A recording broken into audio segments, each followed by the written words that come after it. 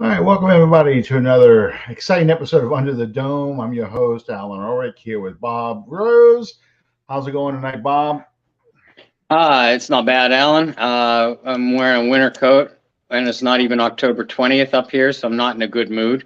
But other than that, life is okay. Hey, I'm not complaining too much. Yesterday it was 80 degrees and humid. Today it got up to the 60. That cold front that you're getting, we got some of it too, and it's I think it's setting a record today. I think it was the lowest because usually it's low 80s, upper 70s Hmm. this time of the year for Louisiana. We really don't get that significant cold front until November, Right. so I'm not complaining at all. I kind of am ready for some cool weather over here. I don't have to have winter coats, but it's a nice break from the humidity and the heat. Um, so we had this is hard for me to say because we lost. But the past 2 weeks, we have really played some entertaining football. Hmm. And I say that from the standpoint of you looked at the injury report before this game started, and you knew you were going to be down your top three receivers.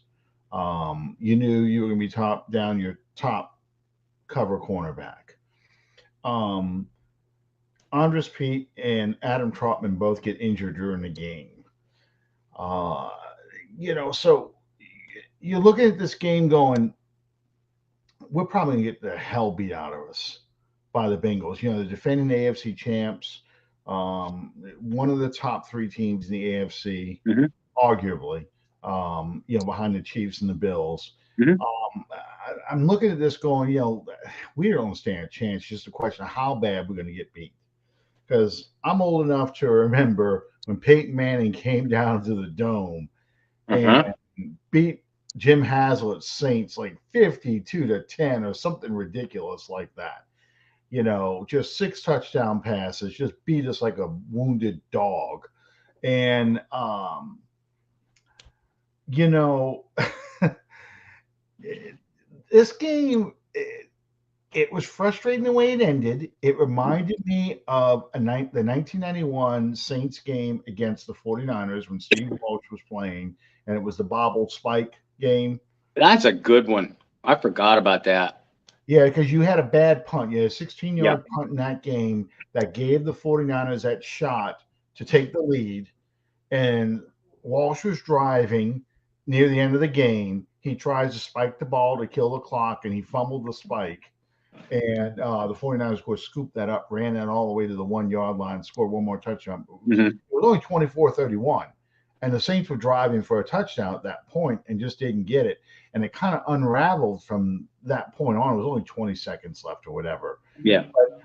It reminded me a lot of that game because you had a lot of great plays and a lot of great opportunities for this team to win and still win against a team that is a very good team, and they just didn't finish it. But if you're somebody who's just watching football this year, that was a game worth watching. Because there was a lot of back and forth in this game, a lot of good plays on both by both teams. Hmm. So it's hard for me to get mad, but I'm disappointed as a Saints fan. How did you view this game? Pretty much the same way. And yeah, I'll go you a little bit further than the last two games. The last three quarters against Minnesota too. Hmm. The Saints vastly outplayed the Vikings for those last three quarters in London. Just basically lost on a couple of fluke. Well, we thought they were flukes. Now they're becoming a weekly thing. I was going to Yeah. say fluke defensive breakdowns. But yeah, as far as the Bengals game, I thought that Pete Carmichael designed an outstanding offensive game plan. And it very much frustrated me that they became very vanilla and very predictable in the second half, particularly over the last quarter and a half. So that had me pulling my hair out. The defense had me banging my head off the table yet again. But otherwise, and again, you look at the personnel that the Saints had on the sidelines. Michael Thomas, Jarvis Landry, Deontay Hardy, Jameis Winston, Marshawn Lattimore. Then during the game, Andrus Peat, Adam Troutman, like you said. Mm-hmm. Uh, and I don't know if I mentioned Jameis Winston, but Jameis Winston too. Like Yeah. him or not, he is the starting quarterback.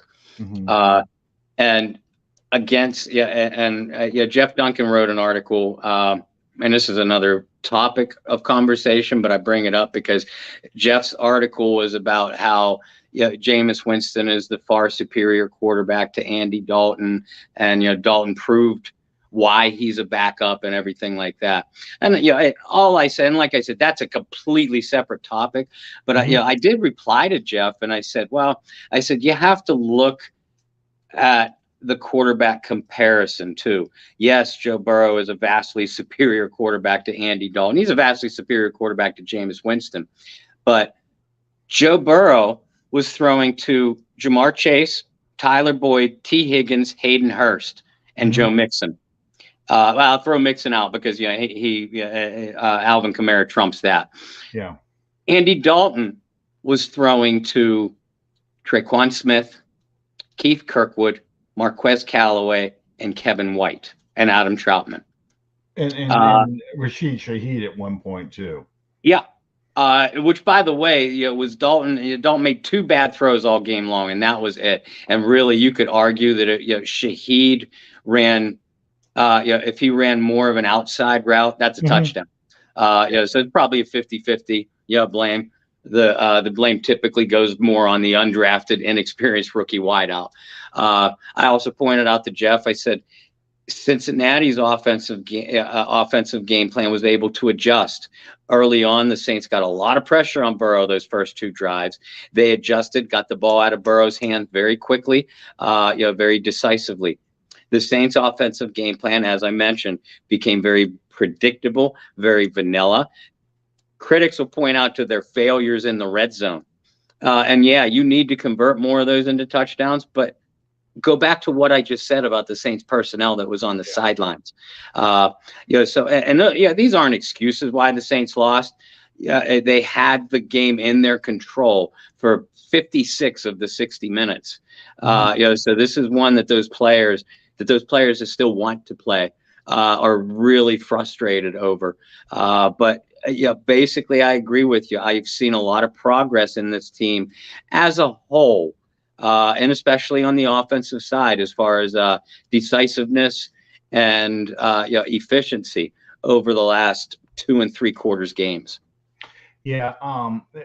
I attributed, when I wrote my good, bad, and ugly, I attributed a lot of their red zone failures to the fact that their top 3 receivers were on the sideline. I think if you just have one of those 3, you're converting some of those at least 2 of those field goals into touchdowns. I agree. And you probably win that game because, the touchdown, the throw that Taysom Hill made to Kevin White, that's off his fingertips. I probably think that a Michael Thomas catches that, or Chris Olave catches that one. Mm-hmm. The Rashid Shaheed one, Chris Olave makes that play. They have a much better connection. That's a touchdown. Deontay Hardy makes that play. Yeah, exactly. I mean, some people were mad. Well, how come Shaheed disappeared after those? The end reverse and the. I'm like, the guy had just gotten called up that week. He probably knows about 3 routes on this team at most. I mean, you're talking about a player who didn't practice, didn't do anything at all for training camp. Yeah. And didn't do anything at all the first 6 weeks of this season until Sunday. That's the first time we saw him in a uniform. Mm-hmm. I had to laugh. Jono Barnes, I think it's Jono Barnes, posted. Mm-hmm. He says, he's got to change that number. I can't think of a speedster who wore number 89. And I'm like, okay, Wes Chandler's just entered the chat. Night, Will. And I sent a picture, and there's very few pictures of Wes Chandler as a Saint in action on Twitter. I mean, on Google. But I sent him the picture of the famous one, him going over the Houston Oilers, about 3 feet in the air, and there's some poor old woman in a wheelchair because Charlie's saying she used to invite handicapped people and the people in nursing homes to come sit. They worked with John Meekum. Used to have them all come sit out there in Children's Hospital, sit out there and watch a game. So it's this old woman in a wheelchair, and she's like she's going ah, like Chandler's gonna fall on her. And the guy says, "Dude, that's in black and white. I wasn't even alive for that picture." And I'm like, "Yeah, yeah, yeah." But Yeah, yeah, but I mean, yeah, okay. And I don't follow Jono anymore, mainly yeah. because I'm petty and he doesn't follow me back. But if I would have known if I would have known he'd have done that, yeah, I'd have sent him, a couple pictures Oh, of this Quinn. guy. Yeah, Yeah, Quinn. Yeah. and Quinn could fly too. Back in his heyday, he was a 4-3 guy. I, Um, I didn't want him to talk shit about Quinn, so I didn't even put Quinn early up in that there. was wise. That Yeah. was wise. Yeah. So I said I'm gonna throw Chandler in there, and Tyrone Young, tie in the sky. He was 6'6", the first big receiver the Saints ever had. Yeah, so there's been a few, but he was making a joke that now all these guys were single digits and double digit numbers. So And he's right. yeah, 11s, 18s, that kind of stuff. Um, but for the most part,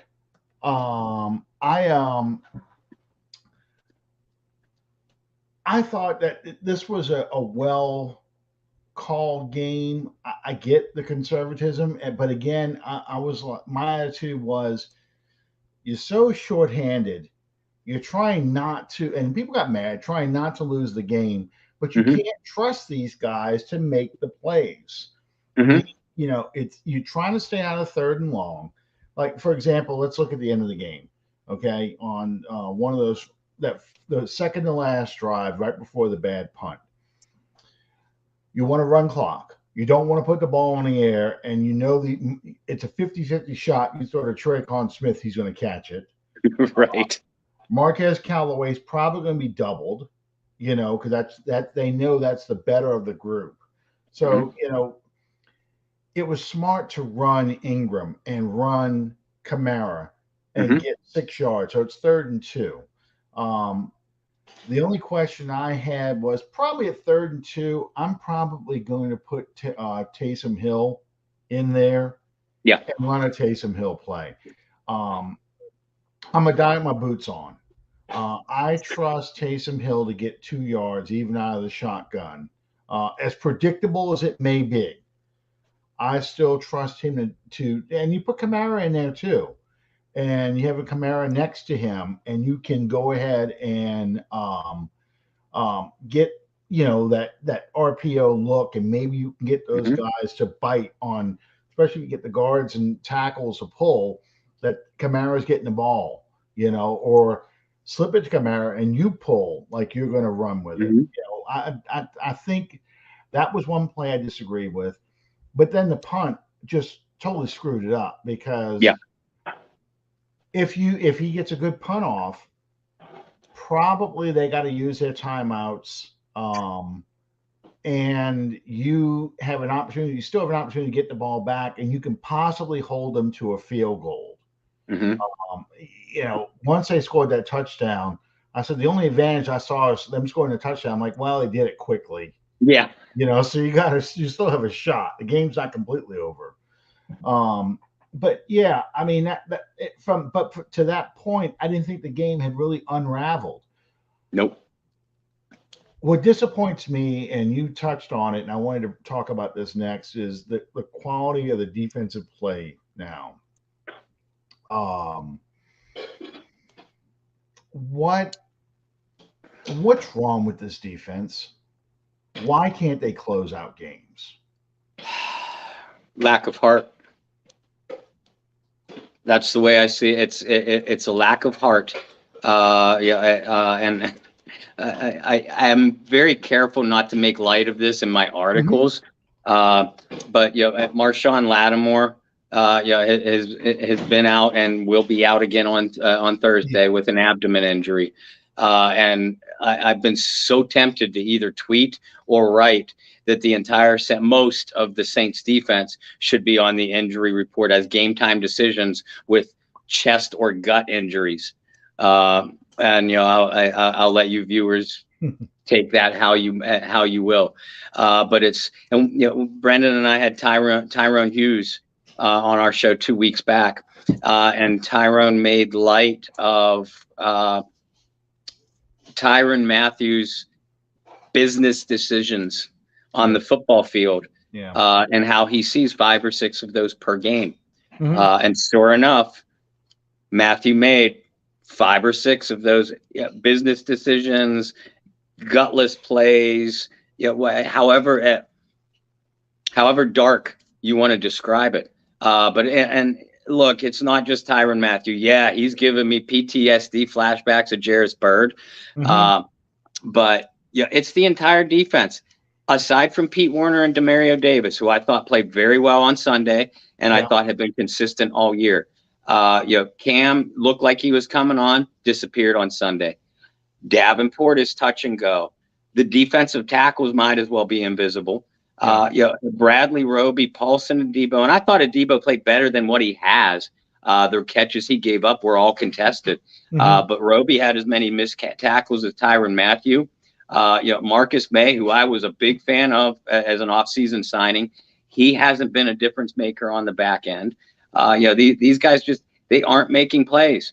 They're I don't know what's worse.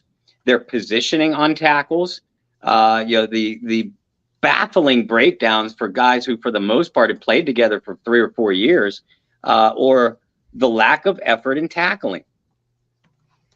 Yeah, Anna's asking a question about what do I mean by keeping the defense honest with Taysom. You've got to.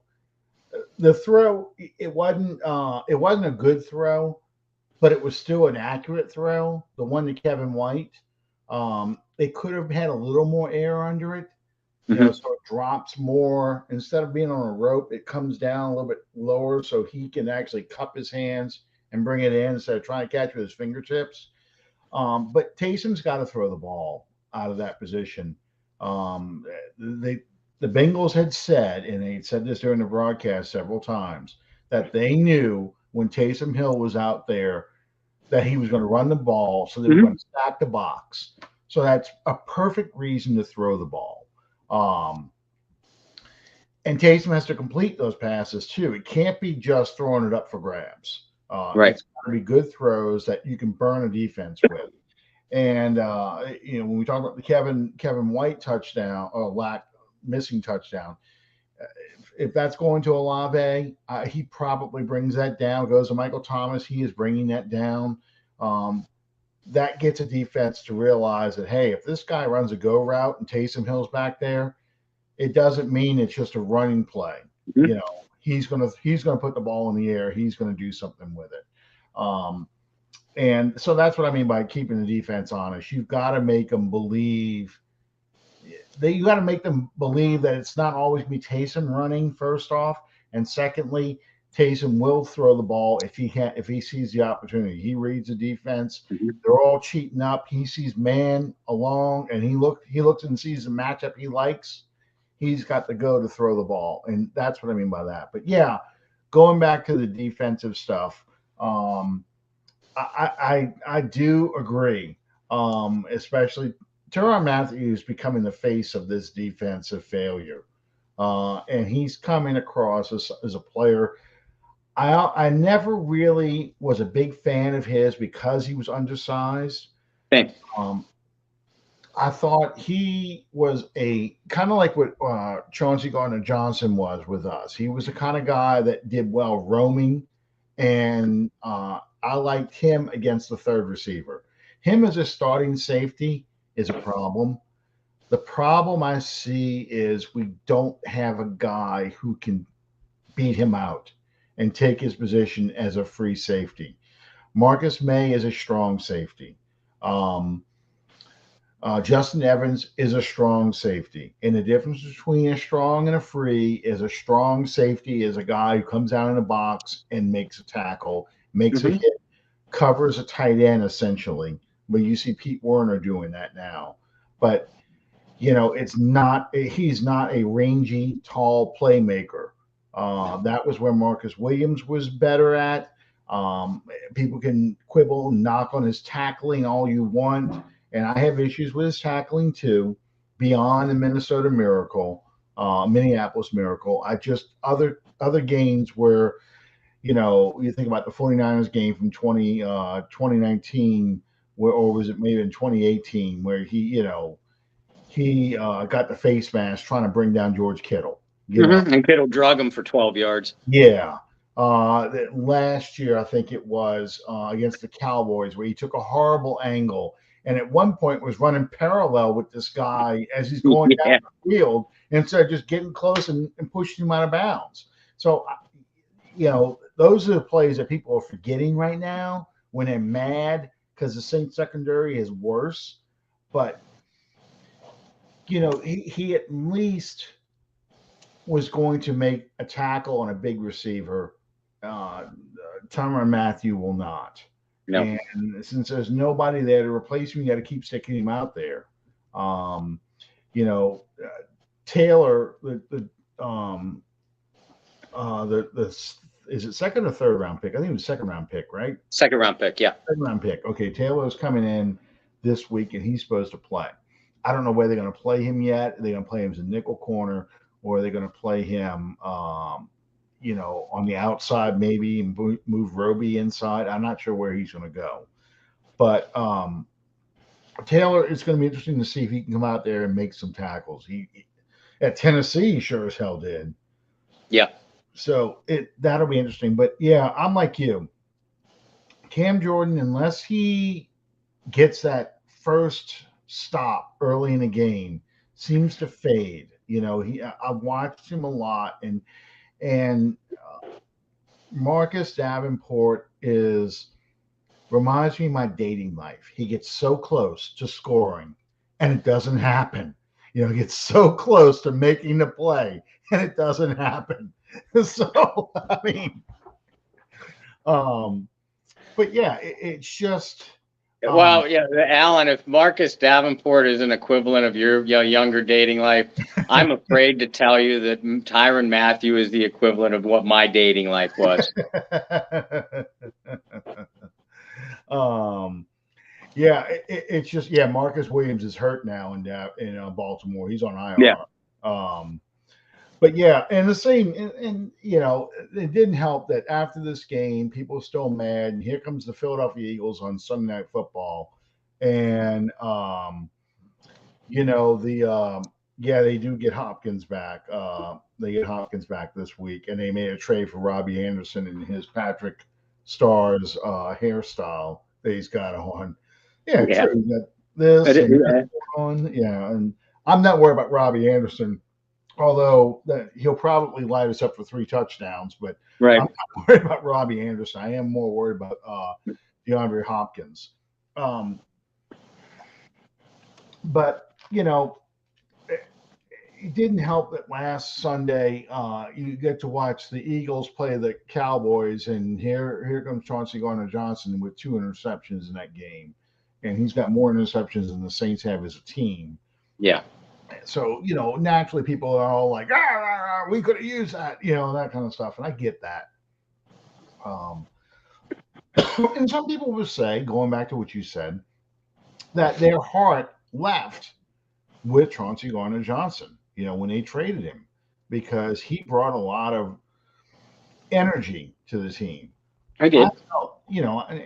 But so does Demario Davis. Mm-hmm.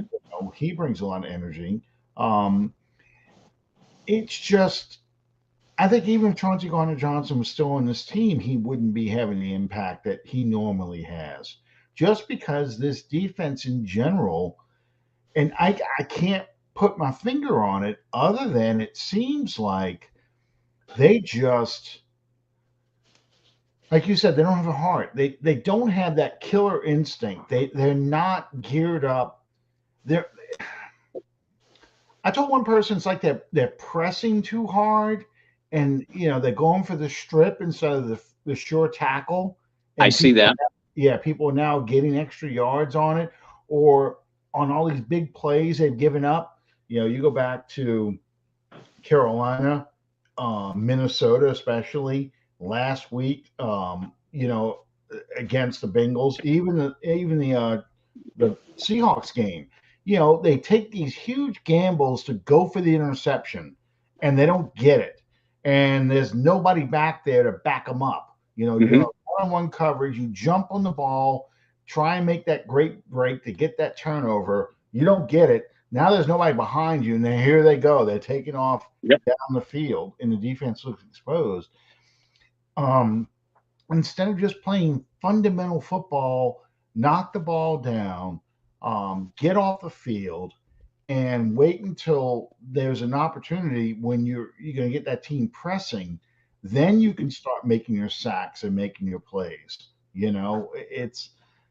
It's frustrating because 2 weeks in a row we've had the game, or 2 to 3 weeks in a row we've had the game in a position where we could have won this game, only to have defensive breakdowns basically cost us a game.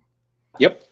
And not only that, you could say that, but by that, on that same hand, you could say that the Saints could have lost all three games. They could have lost the Seattle game in Yeah. the exact same way that they lost the Cincinnati and Minnesota game. And it is because of uh, it's a poor individual assignment, discipline on their assignments, but Mm-hmm. it's also a lack of team defense. All those things that you mentioned before, the rushing yards, if from 2017 to through last year, if a Cam Jordan or a Marcus Davenport was double teamed on a rushing play to their side and taken out, there was very little concern because the team was going to swarm to the ball. If if a receiver happened to beat Marshawn Lattimore, Paulson Adebo, Janoris Jenkins, at the cornerback spot, Marcus Williams was already in position as the deep coverage safety. Mm-hmm. And oh, by the way, that play better happen real quick because the front seven is swarming to the quarterback, to the backfield. Mm-hmm. This front seven has had the mentality from 17 through 21. After they say goodbye to each other in the huddle, it's that 85 Bears mentality. Mm-hmm. We'll meet you in the backfield. And Yeah. I don't see that kind of fire, that kind of competitiveness from this unit. You see it from individuals. And again, I go back to Warner. You said Davis, Lattimore before he got hurt. He was playing some darn good football.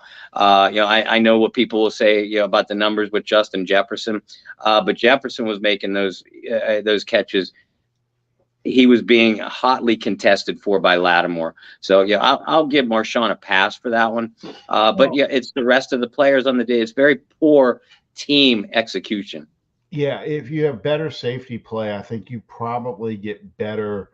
Lattimore doesn't get eaten up as much as he did by Jefferson, because Right. I think a Marcus Williams is over the top and is ready to tackle or hit him.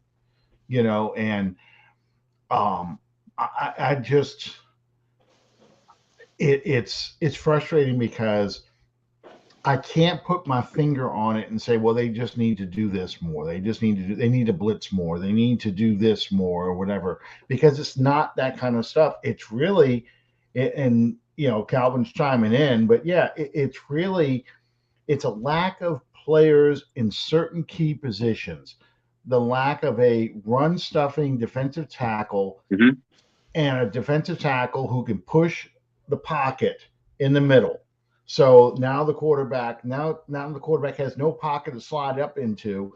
Here comes Davenport and here comes Cam Jordan. Because I'm watching Cam on a lot of plays, and Cam uses his hands extremely well Oh yeah.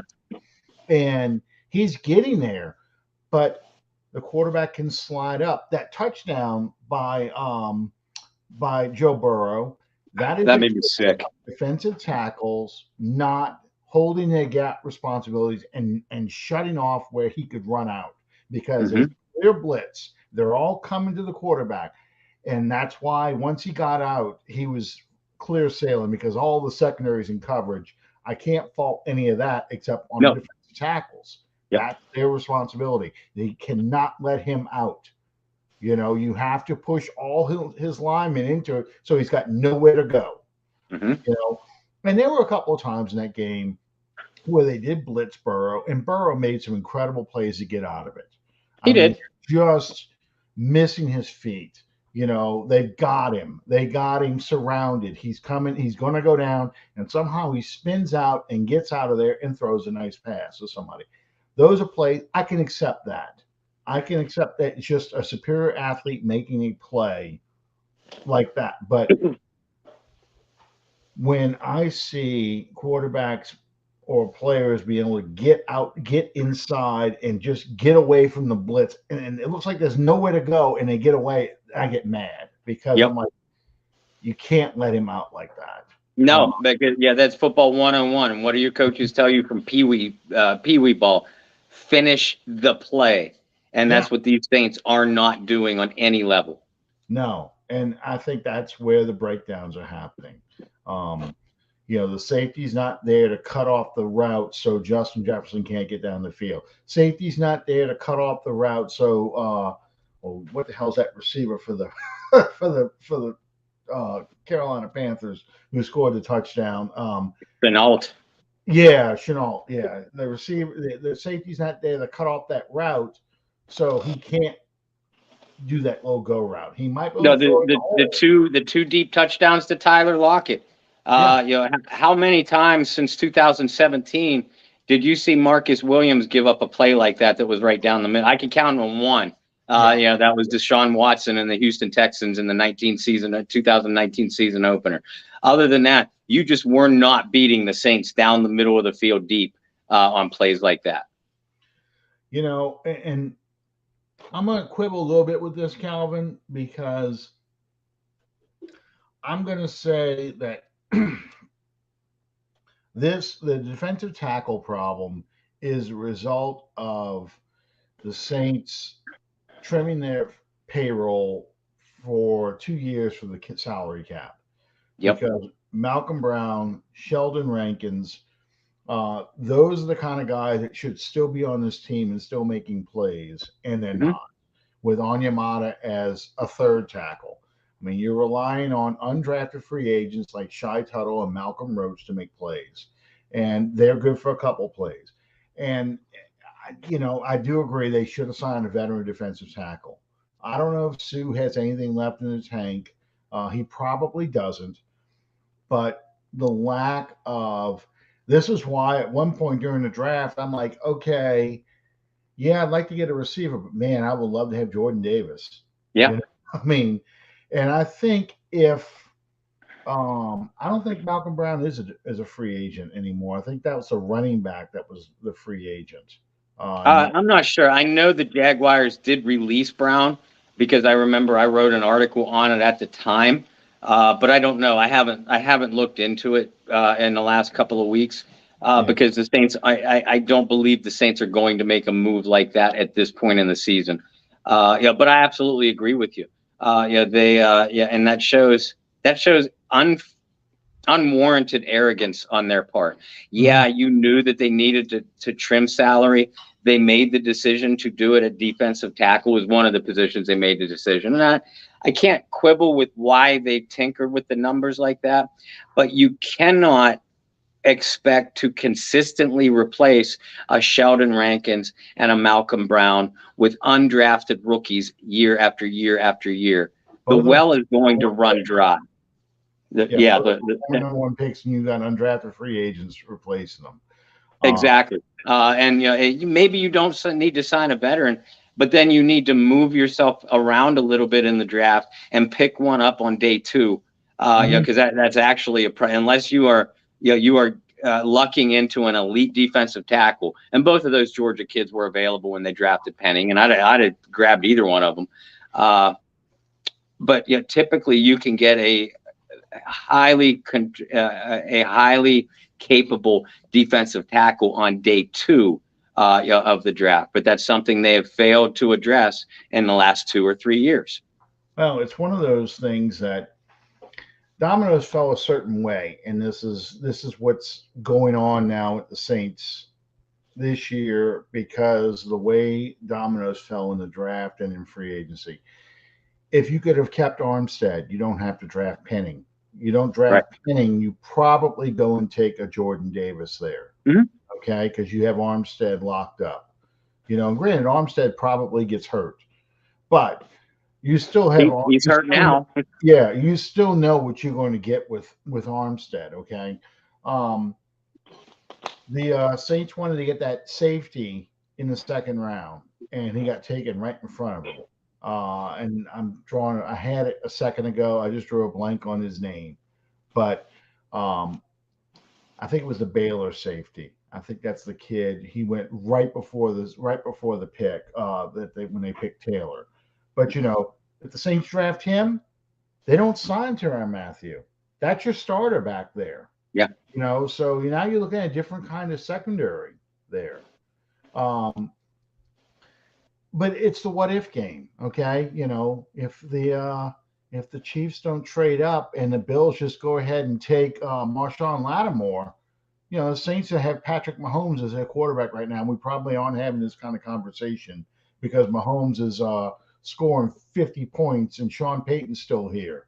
Right, but by that same token, we're bitching because they're struggling at cornerback, Yeah, and and maybe they don't draft Alvin thank you, Kamara thank because you. they and I remember writing an article about this. I'm like, if the Saints would have drafted Mahomes, they probably they might still have Ryan Ramczyk, Mhm. but they would not. They would not get Marcus Williams. They would not have gotten Alvin Kamara. And definitely wouldn't have gotten Marshawn Lattimore. So it was the way those dominoes fell. Yeah, And I know you agree with me because we've talked about that. I know, and it's I try and point this out to people. When they talk about Sean Payton didn't know what he was doing. Sean Payton, can talk about how he wants to get all these players after they turn out to be good. We almost get Reuben Foster. We're on the phone with Reuben Foster as linebacker. So and thank God the 49ers saved us from ourselves. We broke our backs trying to sign Javian Clowney, and he ends up being a total waste, and thank God Mm-hmm. we didn't get him. So it's those kinds of things that happen. But I mean, they're aware of their problems on defense. They just try to figure out how to coach around it, and you eventually run out of guys you can use. And I think they know that, and that's why these games are unfolding the way they are. Is because basically the Saints are saying things are going to have to fall perfectly for us to really win some games. But fortunately, the NFC is a total dumpster fire, except for Yeah. the Eagles. Um, I mean, what did we see this weekend? The Jets beat the Packers. Okay, the Steelers, who only won one game, lost Kenny Pickett to a concussion midway through. So Teddy, Mitch Trubisky, I almost said his nickname, but it's not. um, Mitch Trubisky beats Tom Brady, and if they call it, Without J.J. Watt, Minka yeah, Fitzpatrick, and their top two cornerbacks. exactly. And really, Brady should have lost probably to the Falcons the week before. Doesn't get that gift roughing the passer call. So the Bucks are 3-3, but they're not a very good 3-3. No. So there is no unstoppable team. So I mean, as this is what you and I talked about on the air right before we started the show. I haven't watched Monday Night Football in a long time. Um, Mainly because the announcers are terrible and the games Yeah. are terrible. I haven't enjoyed Monday Night Football since Al Michaels left to go on Sunday Night Football. Um, so you look at a guy like you look at a game like you saw last week last night I should say. Denver Broncos, Los Angeles Chargers. I knew I was going to say San Diego, Los Angeles Chargers. That is a 13 or 16-16 game that goes in overtime one team throws one touchdown pass, the other one just runs it in. It's a terrible, boring game that went extra. Do you see the Saints losing to either of those teams? Do you see the Saints playing worse football than those two teams? I don't. Absolutely not, especially the Denver Broncos. They are a dumpster fire. Yeah, and folks, I've been a Denver Bronco fan ever since I was like Will's age. Yeah, and I don't root for them anymore. I can't watch them. I tried. Yeah, I flat out can't watch them.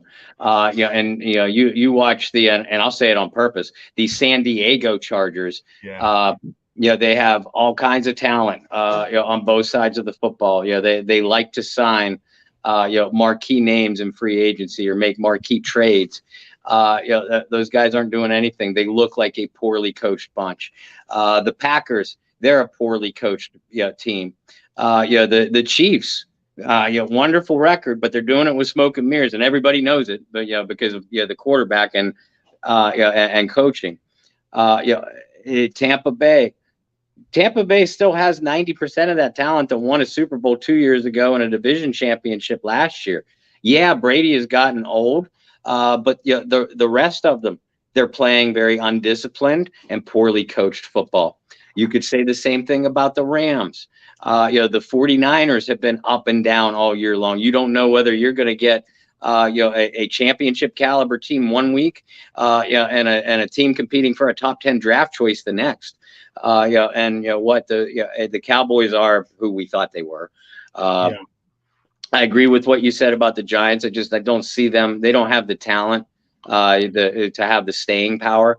The same with Seattle. Minnesota, you got Kirk Cousins as your quarterback. You might go to the playoffs. You ain't sniffing a championship. There's just there. You called it a dumpster fire. That smells about right throughout the league. It's just bad football. Washington is a terrible team. Yeah. And the funniest thing about this is, they asked Ron Rivera, why are the Eagles doing so well and teams like that are doing well, and why do you guys lose this quarterback? And everybody immediately like, oh, you just threw Carson Wentz under the bus and everything else. But he's right. This is a quarterback-driven league. If you've got a quarterback who is capable of winning football games by himself, you're going to win. And the reason why the Eagles are winning right now, honestly, is because Jalen Hurts has become a better passer. Yeah. The defense was good, was always pretty good, but Jalen Hurts can pass the ball now, and he's got good receivers to throw to. And in previous years, what was killing the Eagles was they'd stuff the run, wear that defense out, and make Jalen Hurts beat them with his arm. You look at the Rams, defending Super Bowl champion. I watched a little bit of the Carolina Rams game. I was really watching the Chiefs Bills. But you watch that Carolina Rams game. Carolina actually was winning early in that game, and then Carolina melted down as always. But the Rams are terrible. The Rams have one weapon. They've got Cooper Kupp. If you can take Cooper Kupp away from them, they can't do anything offensively. And it's just the Bears are trash. Yeah. The Vikings, like you said, Kirk Cousins, it's only a matter of time before that house of cards falls. So if Kirk Cousins has to play a nationally televised game, he's going to lose. It's just the way it goes. And Giants, exactly. Giants I think, are an illusion.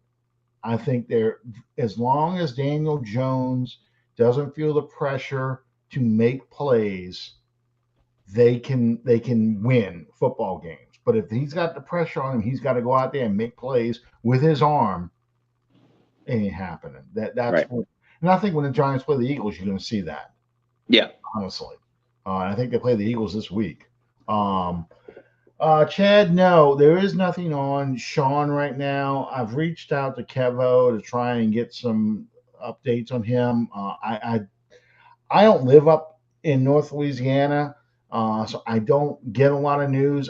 And Sean disappeared from social media about a year ago, so a little over a year ago now. So I don't know any of his friends on social media who live up there and would know anything that's going on with him. So it's hard for me to get news. Kevo is my source based on what he was posting, on social media. But that was it. Um, I'm trying to get some more. Yeah, the Bucks lose at Carolina. I don't know if the Bucks are going to lose that game to Carolina, but it could be.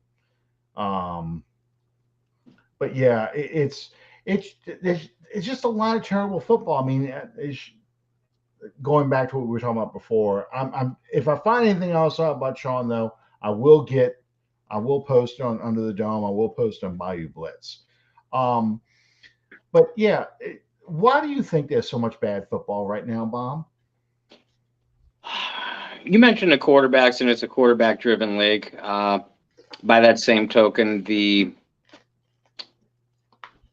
many teams that have a quarterback on their second contract or more, on at least their second contract, all of their salary cap is tied into that.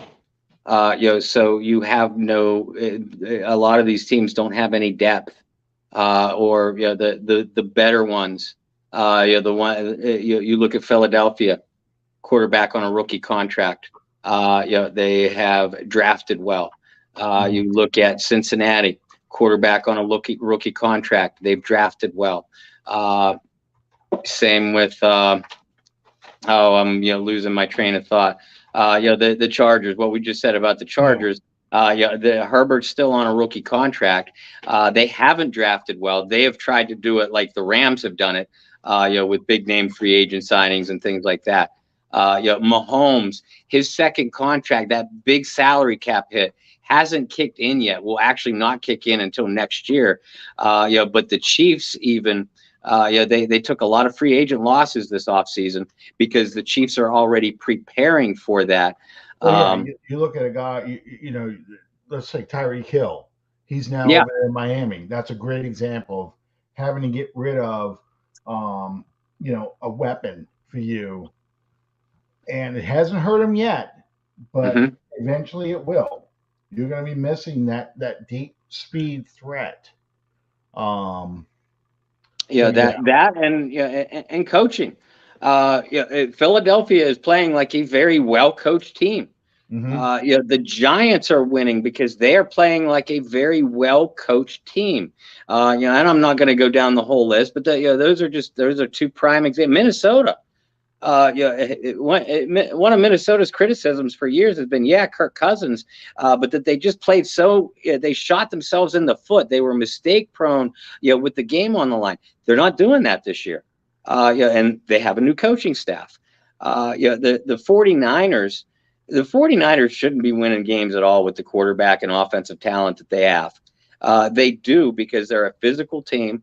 That's coached to play physically. It's coaching. It's lack of depth on these teams, and I hate to talk about officials, so it's the only time I hope to bring it up. But it's officiating really changes the way these individual players play games. And because of that, things can get ugly or unravel quickly. If you're a club that has some things kind of avalanche against you in a certain week. Well, and we talked a little bit about it a few minutes ago, and I'll bring it up again. The salary cap, the way the cap is structured now, you have lost that veteran depth that you used to want to have on this team. The Saints having to cut Malcolm Brown and Sheldon Rankins to get under the cap. Teams that used to have like a Craig Robinson, we brought in Manti Te'o for a little while to take care of injuries. Those veteran players that would come in and step in for an injured player, you don't have that anymore because you've got only so much money to spend, and the bulk of it is spent on a small minority of players. For the Saints, they've got all their contracts tied up in Michael Thomas, Ryan Ramczyk, Alvin Kamara, um, Marshawn Lattimore. You're paying these guys, Cam Jordan, Demario Davis.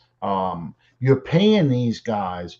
So because there's a rookie salary cap,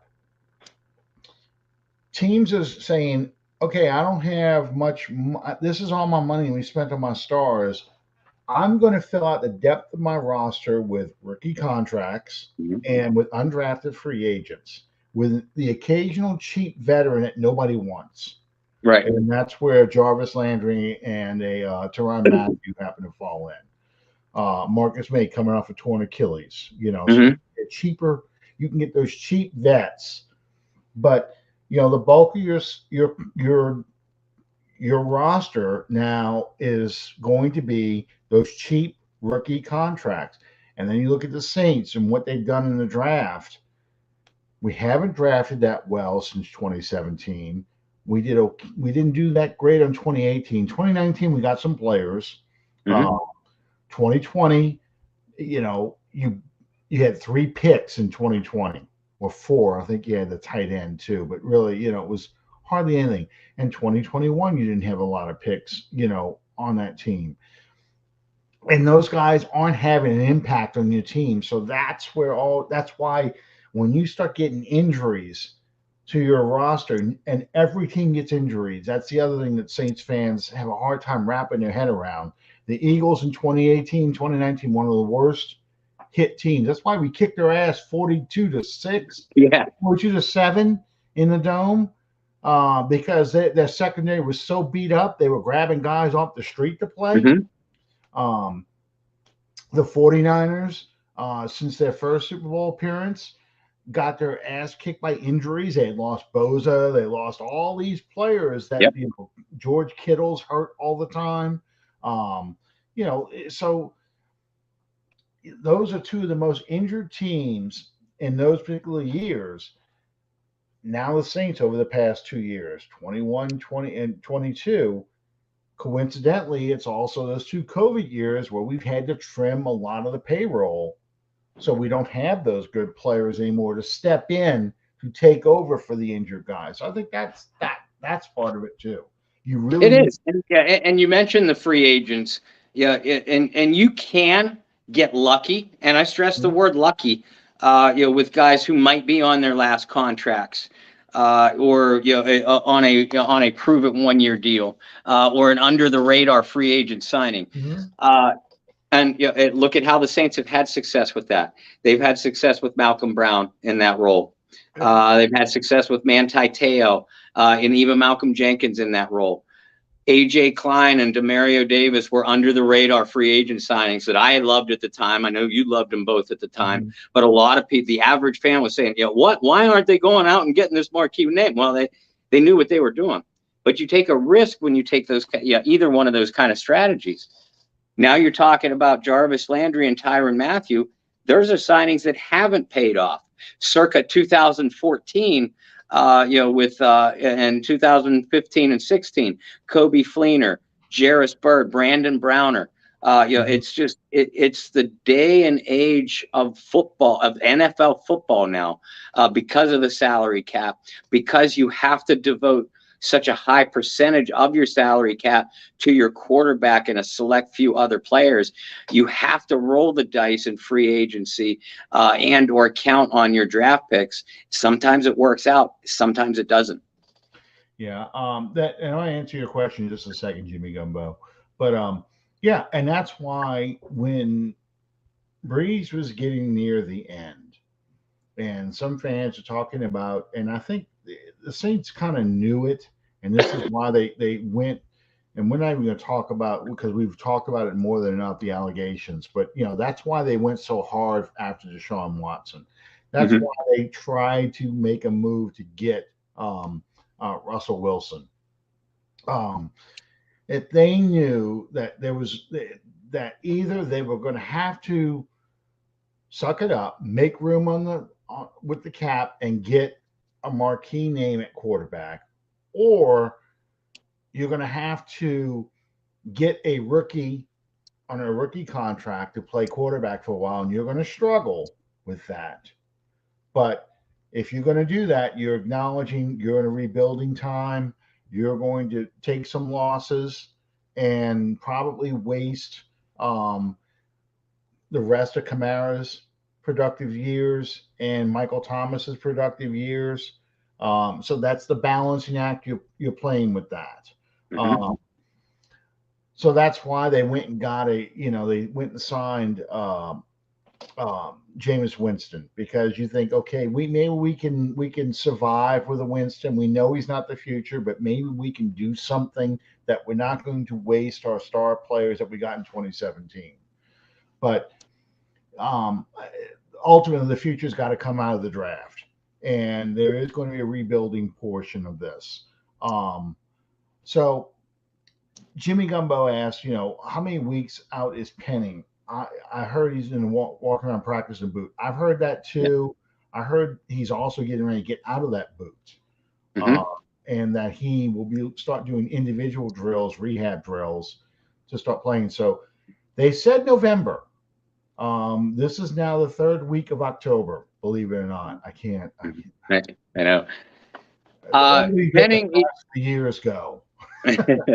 If I heard correctly, Penning is scheduled to run tomorrow. And then perhaps start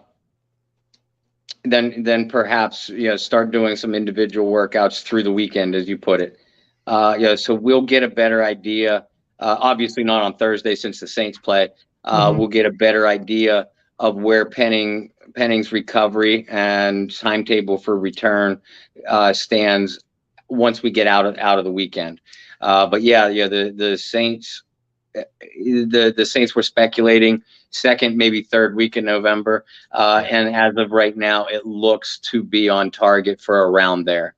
Yeah. Let's talk a little bit about this Thursday night game. Then it's in 2 nights. I'm not surprised that the guys that are still in the injury report. I didn't when Thomas and Landry weren't going to play on Sunday. I said there's no way they're going to play on Thursday either. Same. Olave was a late scratch on Sunday for concussion protocol. Again, I think because they're careful in light of what happened with Tua. He probably could have played on Sunday. In the old days, he would have played on Sunday. Yeah. But, I expect him on Thursday, and I expect him to be the number one target on Thursday night. Jameis Winston was up around and throwing. Trautman, who I was shocked to see, because you and I both said when he collapsed, when he was going in motion like that, I said that's an Achilles. Yeah. I've seen it too many times where a guy starts to walk off or run and he just collapses. And they said it was just a foot. But, and he tried to come back out there. He really did. They wrapped it real good and he just couldn't run. And I think that's the issue you have with Michael Thomas and Jarvis Landry. Dennis Allen said this past week that they had thought about putting Michael Thomas on IR. Yeah. The short-term IR where you can pull him off again, because it's now become his foot. It was his toe, but it's now his foot. I don't know what, you won't find out what it is, but if it's turf toe or something to that effect, he just can't push off and run. Jarvis Landry, he tried to play in that Minnesota game on that bad foot. I saw the ankle turn in Carolina. And I said, he's not going to be back for a while. It's a high ankle sprain. And if you watch that Minnesota game, you can see he can barely run. Yeah. So, in both cases, legitimate injuries that are going to take time to recover. And it's frustrating because you're losing these things. But when you have games that are this close together, I think the Saints are looking at this weekend as kind of a mini bye. Let's see if Landry and Thomas come back is it the Raiders or the Ravens that are next? I think it's the Raiders. Yes, it's the Raiders with the Ravens after that. Um, I think that, those are the games that you can start circling that Thomas and Landry will be back for. I think those. Winston too. Yeah, I think that once Winston missed that Minnesota game, it was at that point that I started thinking, okay, Dalton will get his shot, and I wouldn't expect to see Winston until after the bye. And it kind of sounds like, and yeah, Jimmy Gumbo, it's not 100% confirmed. That will be 100% confirmed tomorrow. Dalton is most likely going to start again. Taysom will be your number two, but Jameis will dress on an emergency basis. I think unless Dalton plays lights out, mm, I think that we'll see Jameis after the bye, because that will give his back essentially a month to rest. yeah, And like you said, we'll get Landry and Thomas back those weeks. Most likely Lattimore too, because Lattimore will also miss on Thursday. Of all the players that are going to be out, I think that's going to be the biggest loss, because even though Arizona did lose Marquise Brown, maybe for the season, but definitely for Thursday, but they get DeAndre Hopkins back. yeah. I wouldn't expect Robbie Anderson to play a whole lot, if at all, maybe on a couple deep packages, because he doesn't know the system yet. But they have now DeAndre Hopkins and Rondale Moore, for Kyler Murray. So look for the Saints to play a lot of the same kind of coverages they did against the Bengals. Don't look to see Tyrann Mathieu or Marcus May in the box a whole lot, because they're going to want to give over the top help to a Debo, Roby, and either Alontae Taylor or Chris Harris. We'll find that out tomorrow. But with Kyler Murray, you have to get inside pressure on him, and the Cardinals' interior line is beat up. So on paper, that's an equation that should favor the Saints. Hmm. But if it doesn't, the Saints are going to lose again. Yeah. This is a game I think the Saints can win, Mm-hmm. even though they do terribly against mobile quarterbacks. Yeah. I think Murray is somebody though you can pressure because he's so short. You can pressure him into making mistakes and forcing balls and just get after him. As long as you keep him in the pocket, you don't let him get outside Yeah. because I think that's where he gets his yardage when he gets outside. And Seattle did a good job against him. Now Seattle sees him twice a year, so you kind of throw that out the window because Seattle knows all their tricks. They know where the guy's got to be. Mm-hmm. Um, and I think you need to see more Taysom again because I think Taysom really presents a lot of different problems.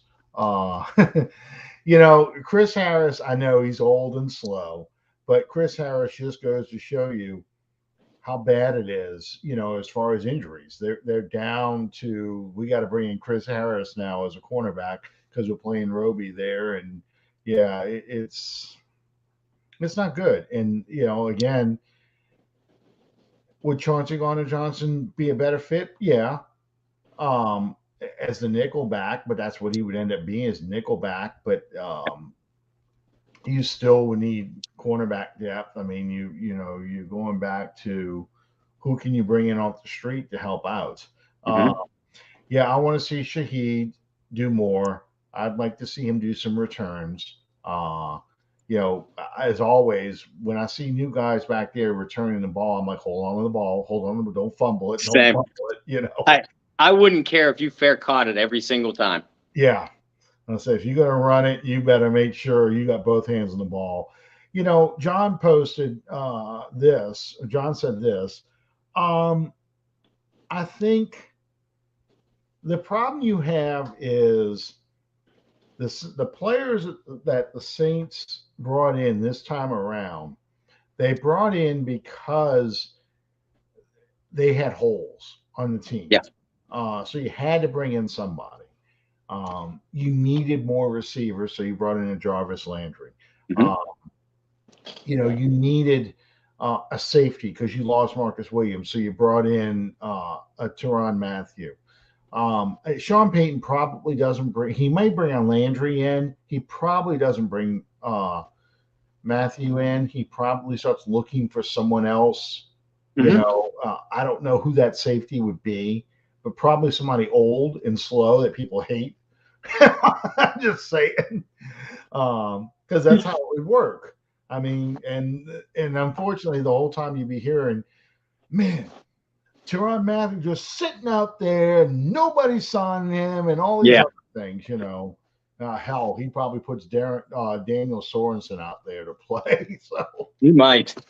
um, yeah, actually, the talk was when Carolina fired Matt Rule and fired uh, the offensive coordinator. People were like, oh, fire sale. Let's see who we can get from the Panthers. And on Fox, on the last segment, they have Sean Payton on there for the picks, and they start talking to Jay Glazer, who that was Sean Payton's inside guy. If Right. Glazer said it, it came directly from Sean Payton. Um, but Payton's in there talking, and Glazer's like, "Yeah, looking for an offensive coach. Who could we know that could be a good offensive coach for Carolina?" And I'm like, "Yeah, I'm gonna take your first round picks, and I think you're gonna give me Jeremy Chin too while you're at it, And I'll probably take J.C. Horn too, and you can have Sean Payton, Yep. you know." Uh, but yeah, if I'm taking somebody from Carolina, I'm taking Jeremy Chin. I'm sorry, that's the guy I would take from that team. I think he I, fills a lot of your holes. I trade you. I trade you Sean Payton, Marcus Davenport, and Tyrann Mathieu for Brian Burns, Jeremy Chin, J.C. Horn, and and a first round pick. I'll just say I won't be greedy. I'll take a first round pick. Mm. I my wife's like, "Why are you a Cowboys fan right now?" I'm like, "Because I don't want Sean Payton to go to Dallas." Yeah. You know, I watched the Carolina and the Chargers game because I'm kind of like, I want you to lose, Chargers, because I really want Sean Payton to go to Los Angeles. I don't want Sean Payton to go to Denver because first off, Denver ain't got shit anymore Mm-hmm. because they traded all their picks to get Russell Wilson. Right. The only players I like that Denver has right now are their receivers. Um, Right. and we don't really need more receivers right now. But yeah, it's just I do think there is going to be a lot of demands for Peyton just because he is a name, and I think Peyton at this point will choose what team he wants to go to. He is not going to be the guy that's going to go to whoever the first team that calls. Yeah. He has in his head the teams he'd like to go to, and somewhere in the NFC East. Of course, the Giants are winning, so that was one of the teams I would have assumed. But I think the bulk of them are going to be in the AFC. A Mm-hmm. team like the Chargers, because he'd like to be in Los Angeles. A team like the Raiders to an extent. He's intrigued. That was one of the first jobs he applied for. Yeah.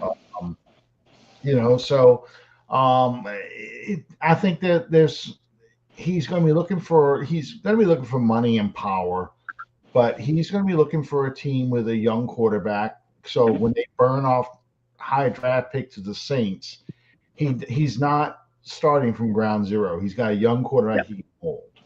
Um, the Dolphins interest him. Dolphins did get a coach, and I don't think they're going to pull that guy out. But that's a team that was rumored that was one of the ones that were interested in him, and the Mm-hmm. Saints turned them down. But that's another team that's got something there. So, Calvin.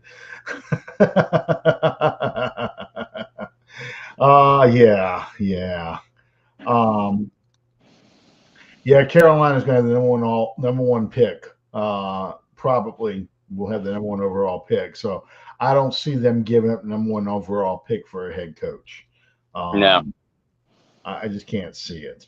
Um, yeah, Baker's probably not going to be there. They're probably going to cut both those quarterbacks and start with somebody new. Well, Pro- it's a new calendar year, which means it's a new quarterback for the Panthers. Yeah, and you probably saw the Panthers Bowl was probably this weekend, Tennessee versus Alabama. Um, Young or Hooker. One of those two quarterbacks they were looking at hard, I'm sure. Um, You just said young, Hooker, and Hard in the same sentence. I know, I know. I'm just putting them out there right now. Yeah, yeah, and yeah, we gave insight into Under the Dome watchers about both of our dating lives when we were Mhm. younger. Oh yeah, On that note, let's call it a night. absolutely, absolutely. Don't forget to tip your waitresses. Real quick, yeah, real quick. What's going to be going on the Bayou Blitz tomorrow night? We got a nice show lined up for you. Brendan Boylan is trapped somewhere in a casino in Las Vegas. So I don't think that he's going to escape, but if he does, it's going to be entertaining. So I'm going to have an old friend join us. We haven't put out promos yet because I want it to be a surprise. But definitely tune in. If you're a fan of what the Bayou Blitz was, just cue up the entrance music. I'm not going to hum it to you because we've already had Young, Hooker, and Hard in the same sentence. There you go. A Tyron Matthew, a 30 for 30 Tyron Matthew Bob Rose dating life. But I don't think it'll be as entertaining on a personal level as that. But we're going to have a good show for you tomorrow. Absolutely. One night I'll tell you about the Catwoman that I dated one time. She's we called her the Catwoman. I'll just tell you this much: we called her the Catwoman because she only came when she was looking for affection. The rest of the time, you had no idea where she was, and that was the warning: you do not date the Catwoman because all she's going to do is break your heart. Do not date the Catwoman. Well, I tried dating the Catwoman, so that didn't break my heart, but I was kind of frustrated. So somebody asked me what this was in the background of my picture here. Okay, I like that. this is the 1987 Saints. It's a mug, and on the back of it is the schedule from their first ever winning season. So that's the complete schedule. I'm sorry, not schedule, roster. That's a complete roster. That's a complete roster. So yeah, I use it to keep pencils in. That because I'm trashy like that. But yeah, that's what I got back here. My official 1987 Saints playoffs mug that came from my mother-in-law. She had gotten that way back when. So, um, thank you guys for joining us tonight. I know Bob's freezing out there, but he's got to take the smoke break. Um, yeah, last thing before we get off the air, Monday Night Football, one of the first games ever from Monday Night Football was the Cleveland Browns versus the New York Jets. That's the very first one, 1970. Cleveland had a receiver named Fair Hooker. Dandy Don had a ball with his name because he said things like, I've never met a fair hooker. And it went downhill from there. So I kind of would like to get Hooker from the Tennessee Volunteers just because I could sit there and recycle some of old Danny Don's jokes. So anyway, thank you guys for joining us. We'll see you next time under the dome. Good night, everybody.